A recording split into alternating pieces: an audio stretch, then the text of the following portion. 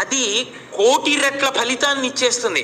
ఒక రుద్రాభిషేకం ఒక చోట చేస్తే ఏ ఫలితమో బ్రహ్మసూత్రం ఉన్న శివలింగానికి చేస్తే కోటి రెట్లు విశేష ఆరాధనా ఫలితముని ఇచ్చేస్తుంది ఆ శివలింగం.